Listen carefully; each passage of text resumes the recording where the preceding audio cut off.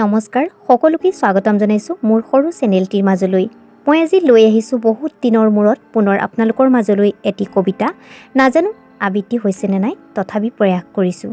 আশা কৰোঁ শেষলৈকে ভিডিঅ'টো অকণো স্কিপ নকৰাকৈ চাব আৰু কেনেকুৱা লাগিলে জনাবলৈ নাপাহৰিব। আৰু লগতে যিসকলে মোৰ চেনেলটো নতুনকৈ চাই আছে প্লিজ তেওঁলোকে ছাবস্ক্ৰাইব কৰিবলৈ নাপাহৰিব আৰু লগতে কাষতে থকা বেল আইকনটো টিপিবলৈও নাপাহৰিব, যাতে আহিবলগীয়া নটিফিকেশ্যনবোৰ আপোনালোকে পাই থাকে।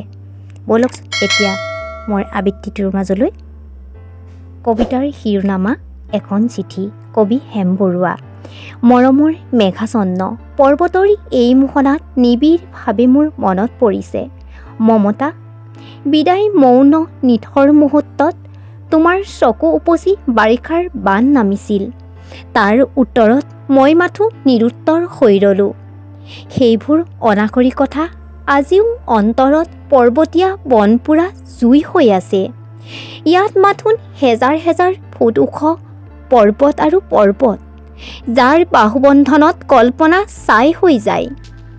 এই পৰ্বতবোৰতে প্ৰতিধ্বনিত হৈ আছে আমাৰ বুকুৰ তেজৰ চেকুৰাবোৰ, অন্তৰৰ জুই শিখা আৰু মৰমৰ মৰিশালীবোৰ। এইখন এখন মহাকাব্য, পৰ্বতৰ মৌন ভাষাই লেখি যোৱা তেজৰ বুৰঞ্জী। দূৰণিত ৰৈ ৰৈ এয়া শুনিছোঁ কি শত্ৰুৰ কামনাৰ গৰ্জন, দেখিছোঁ কি ধোঁৱা আৰু ধোঁৱা। এই কথা জানি থোৱা শুনা, মৃত্যুৱে যদি অভিনন্দন জনায় সেই মৃত্যু পাৰিজাত ফুল, তাত দেৱতাৰ আশীৰ্বাদ আছে। সৰ্বশেষত তোমাক একেষাৰ অনুৰোধ কৰোঁ, এই যে আমাৰ ল'ৰা দুটা, সিহঁতক কেতিয়াও পিতৃৰ অভাৱ অনুভৱ কৰিবলৈ নিদিবা। সিহঁতক মাথোন একেষাৰ কথাকে ক'বা, যি মৃত্যুৱে দহক জীৱন দিয়ে সেই মৃত্যু আত্মাৰ দৰেই অবিনশ্বৰ।